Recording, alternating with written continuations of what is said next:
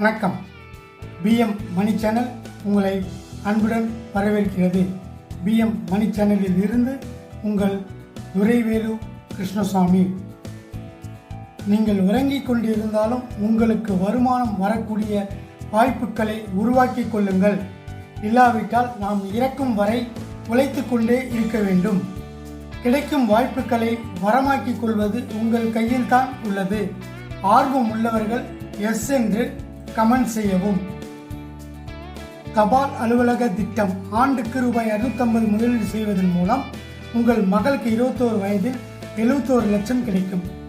இந்த திட்டம் மகள்களுக்காக திறக்கப்பட்டுள்ளது மற்றும் நாட்டின் எந்த ஒரு குடிமகனும் 10 வயது அல்லது அதற்கு குறைவான தனது மகளுக்கு இந்த திட்டத்தில் முதலீடு செய்யலாம். சுகன்யா சம்ரித்தி யோஜனா திட்டத்தின் கீழ் ஆண்டுக்கு குறைந்தபட்சம் ரூபாய் 250 டெபாசிட் செய்யலாம். நவீன காலத்தில் முதலீடுகள் செய்வதற்கான மாற்று வழிகளை மக்கள் தேடுகின்றனர். இத்தகைய சூழலில் பங்கு சந்தையில் முதலீட்டாளர்களின் எண்ணிக்கை வேகமாக அதிகரித்துள்ளது. வங்கி, எஃப்டி மற்றும் அரசு திட்டங்களில் முதலீடு செய்வதற்கு பதிலாக பங்கு சந்தையை மாற்று வழியாக மக்கள் பார்க்கின்றனர். இருப்பினும் அரசு திட்டங்களில் முதலீடு செய்வது உங்களுக்கு பல நன்மைகளை தருகிறது. வரி சலுகையுடன் அதிக தொகையின் பலனை பெறும் அத்தகைய அரசாங்க திட்டத்தை பற்றி இன்று நாங்கள் உங்களுக்கு சொல்ல போகிறோம். திருத்துகிறது. வட்டி அதிகரிக்கும் போது அல்லது குறையும் போது முதிர்ச்சியின் போது பெறப்படும் தொகை பாதிக்கப்படும். எஸ்எஸ்ஒய் கணக்கில் முதலீடு தொகை ஒவ்வொரு ஆண்டும் ஏப்ரல் 5ஆம் தேதிக்கு முன் டெபாசிட் செய்யப்பட வேண்டும். இதனால் மக்கள் அதிகபட்ச வட்டியை பெற முடியும். 3. கணக்கை திறக்கும் போது உங்கள் மகளின் வயது 0 வயதுக்கு மேல் இருந்தால் உங்கள் மகளுக்கு 21 வயதாகும் போது அல்லது கணக்குக்கு 21 ஆண்டுகள் நிறைவடையும் போது உங்கள் மகளுக்கு முதிர்வு தொகை கிடைக்கும். 71 லட்சம் ரூபாய் பெறுவது எப்படி?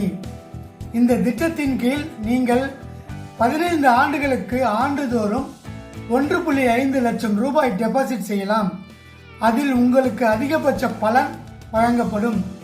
எஸ்எஸ்ஏவிலும் ஒவ்வொரு நிதியாண்டிலும் ஏப்ரல் 5ஆம் தேதிக்கு முன் இந்த தொகையை கணக்கில் டெபாசிட் செய்தால் மட்டுமே அதிகபட்ச வட்டியை பெறுவதற்கான வாய்ப்பை பெறுவீர்கள்.